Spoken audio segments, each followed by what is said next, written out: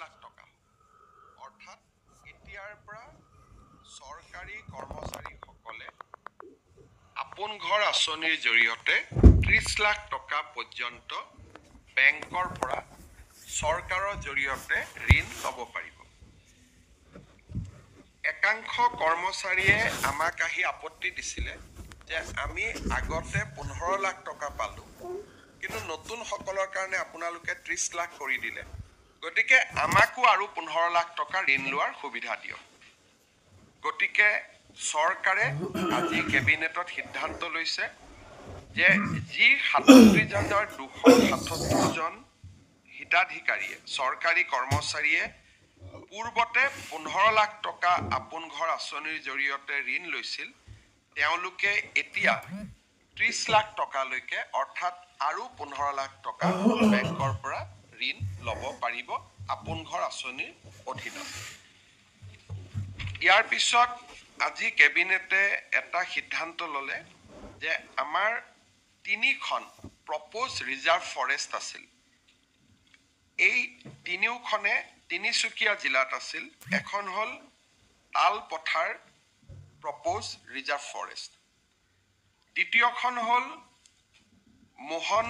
মোহন পথাৰ propose reserve forest, আৰু তৃতীয়খন আছিলে first edition to Duwamara proposed reserve forest. এই তিনিওখন প্ৰপ'জ ৰিজাৰ্ভ ফৰেষ্টকে আজি আমি নটিফাই কৰি এই গোটেইকেইখন ভিলেজক আমি ৰাজহ গাঁৱলৈ ৰূপান্তৰিত কৰিছোঁ।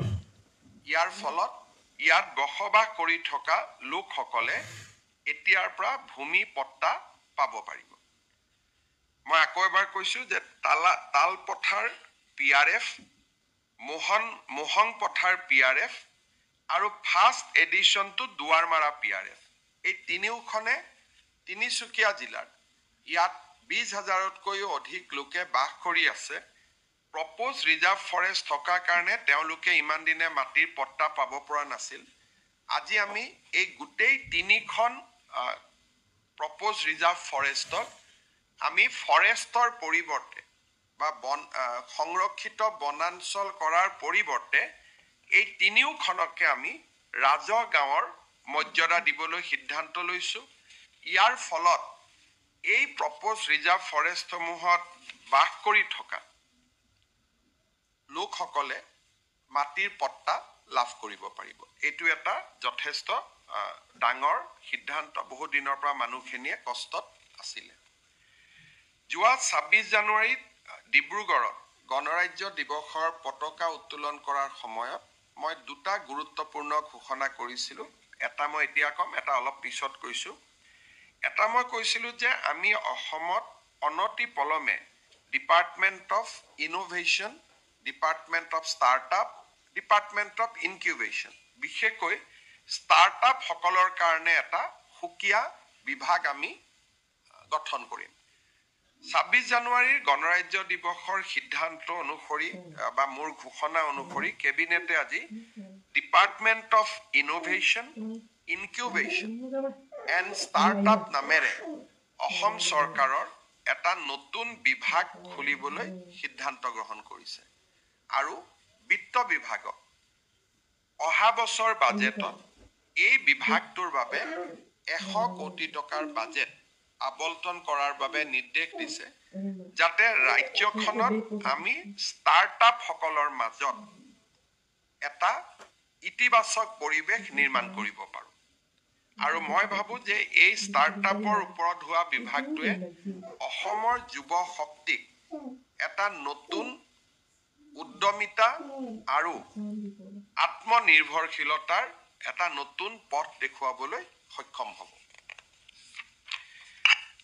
আজি কেবিনেটে ইয়াৰ লগতেই Assam startups and innovation policy 2025 তাকো মঞ্জুৰি দিয়ে।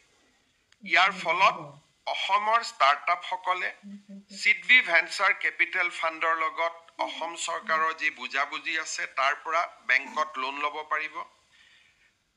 3 বছৰলৈকে তেওঁলোকে GST লিংক আপ পাব।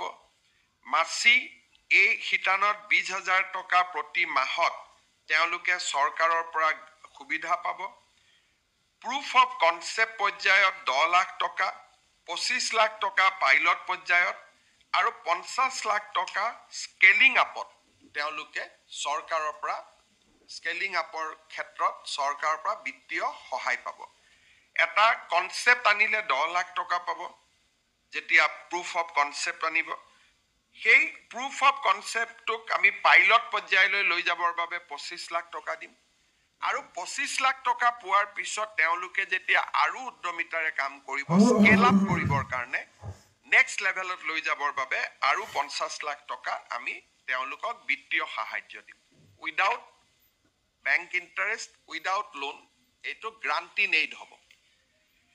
চতুৰ্থতে আমাৰ যিসকল অসমৰ যুৱকে পেটেণ্টৰ আবেদন কৰিব, নেশ্যনেল পেটেণ্ট অৰ গ্ল'বেল পেটেণ্ট, এই পেটেণ্টৰ আবেদন কৰোঁতে যিমান টকা তেওঁলোকক লাগিব, এই টকাখিনি অসম চৰকাৰে উভতাই দিব। So' Assam startup policy 2025 and department of innovation, incubation and startup, এই দুইটাই আমাৰ ৰাজ্যখনৰ নতুন চাম যুৱ শক্তিৰ বাবে এটা গেম চেঞ্জাৰলৈ ৰূপান্তৰ হ'ব। আজিৰ কেবিনেটৰ সিদ্ধান্ত এটা ঐতিহাসিক সিদ্ধান্ত হৈ থাকিব।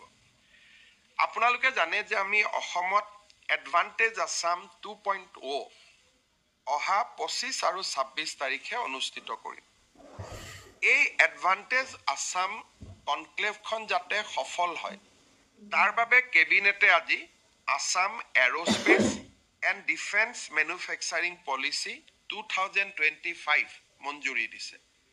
অসমক প্ৰতিৰক্ষাৰ সামগ্ৰীসমূহ উৎপাদনৰ এটা অভিকেন্দ্ৰ হিচাপে নিৰ্মাণ কৰিবলৈ আজি ৰাজ্য চৰকাৰে Assam aerospace and defence manufacturing policy 2025 এই পলিচিখন আজি আমি কেবিনেটত আমি গ্ৰহণ কৰিছোঁ আৰু এই পলিচিখনে অসমত ডিফেন্স ইণ্ডাষ্ট্ৰী লৈ অহাৰ ক্ষেত্ৰত এক অগ্ৰণী ভূমিকা গ্ৰহণ কৰিব। ইয়াৰ লগতে আজি আমাৰ কেবিনেটত এটা বিশেষ বিষয়ৰ ওপৰত আলোচনা হৈছিল যে আমাৰ দেশ আৰু আমাৰ ৰাজ্যত bio' manufacturing of chemical, enzyme, biopolymer, functional food আৰু আদাৰ বায়' প্ৰডাক্টছ, ইয়াৰ এটা বহুত ডাঙৰ নতুন ক্ষেত্ৰ এখন নিৰ্মাণ হৈ আছে। ইয়াক যি আমাৰ জৈৱিক যিটো বিজ্ঞান আছে, আজিকালি এটা সময় আহিব যে মানুহে খোৱা বস্তু খেতি পথাৰত বনাব নালাগিব, লেবৰেটৰীতে মানুহক কিমান নিউট্ৰিশ্যন লাগিব, কিমান খোৱা লাগিব, বায়' ফুড লেবৰেটৰীৰ পৰাই নিৰ্মাণ হ'ব। আৰু ইতিমধ্যে বিদেশত তাৰ ব্যৱস্থা আৰম্ভ হৈ গৈছে।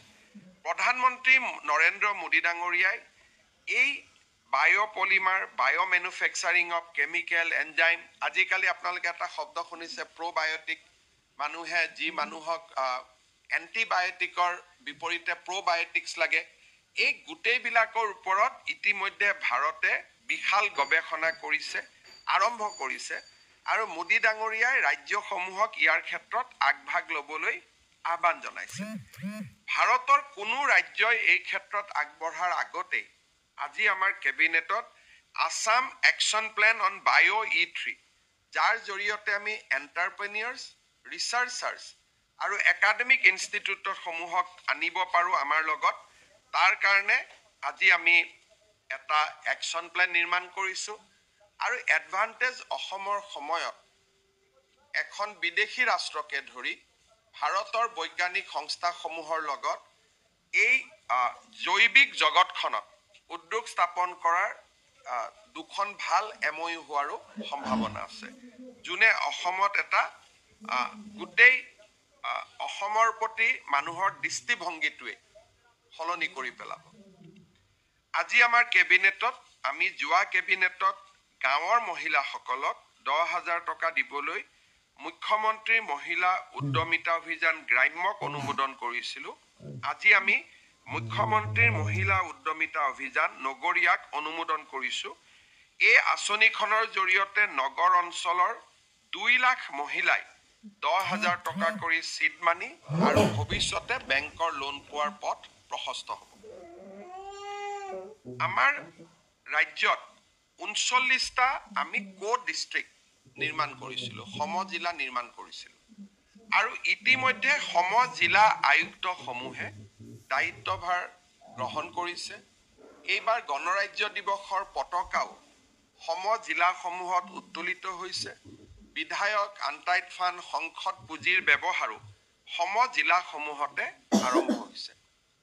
সমজিলা আয়ুক্তৰ সমান্তৰালকৈ আৰক্ষীৰ ক্ষেত্ৰতো আজি আমি সমজিলা আৰক্ষী অধীক্ষক district superintendent of police CDSP নামে 39টা পদৰ আজি আমি অনুমোদন কৰিছোঁ এডিশ্যনেল SP ৰেংকত। ইয়াৰ ফলত সমজিলাৰ মানুহে আগতে যদি SPৰ ওচৰত যাবলগীয়া হৈছিল, এতিয়া তাৰ বহু শতাংশ কাম ডিষ্ট্ৰিক্ট সুপাৰিনটেণ্ডেণ্ট অফ পুলিচৰ লেভেলতে শেষ হৈ যাব। ক্ষমতা বিকেন্দ্ৰীকৰণৰ ক্ষেত্ৰত আমাৰ চৰকাৰে লোৱা পদক্ষেপে আৰু এটা নতুন পৰ্যায়ত আজি ভৰি দিলে। ডিষ্ট্ৰিক্ট সুপাৰিনটেণ্ডেণ্ট অফ পুলিচ এইটো এডিশ্যনেল SP ৰেংকত হ'ব।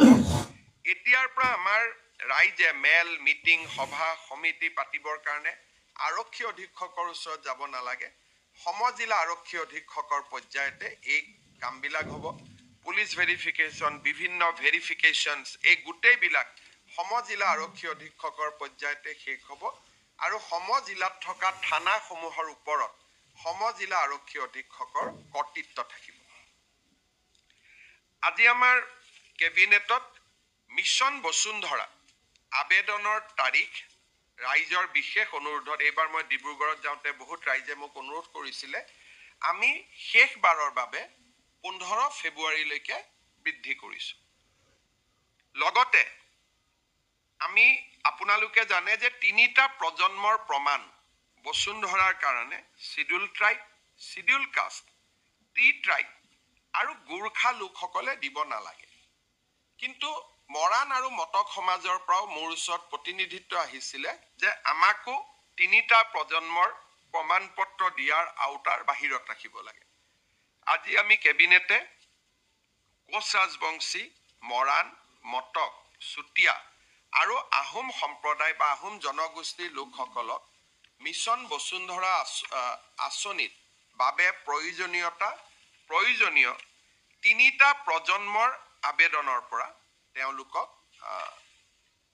এক প্ৰকাৰ ক'ব গ'লে আমি ৰিলিজ কৰি দিছোঁ, বা আন ভাষাত ক'ব গ'লে তেওঁলোকে 3টা প্ৰজন্মৰ চাৰ্টিফিকেট দিব নালাগে।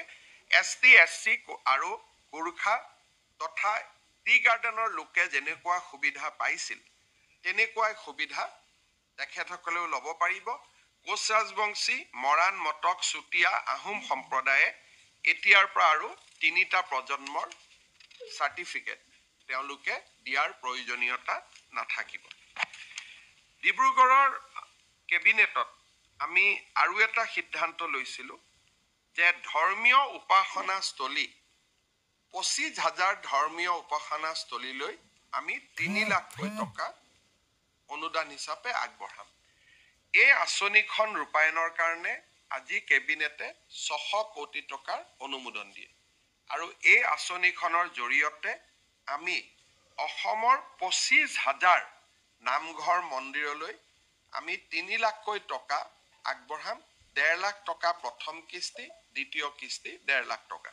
600 কোটি টকাৰ যিখন আবেদন আছিলে সেই আবেদনখন আজি আমাৰ কেবিনেটে গ্ৰহণ কৰে।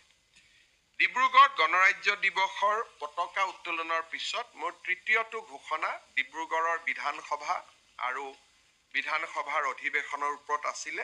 এই সম্পৰ্কত সিদ্ধান্ত আমি অহা কেবিনেটত গ্ৰহণ কৰিম। ইতিমধ্যে লোক নিৰ্মাণ বিভাগে এই বিষয়ত কাম কাজ আৰম্ভ কৰিছে। আজি কেবিনেটত এই সিদ্ধান্তখিনি গ্ৰহণ কৰা হৈছে। পুনৰ এবাৰ আপোনালোকক ধন্যবাদ জনাইছোঁ। কেবিনেট বেছি দেৰি চলাৰ কাৰণে অলপমান দেৰি হ'ল। আপোনালোকৰ যদি কিবা প্ৰশ্ন আছে কৰিব পাৰে।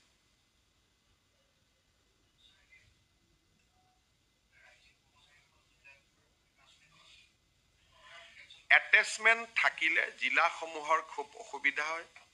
তিনিচুকীয়াৰ দৰমাহালৈ যদি কামৰূপ জিলাত কাম কৰি থাকে, তিনিচুকীয়া ৰাইজে তাত আপত্তি কৰে।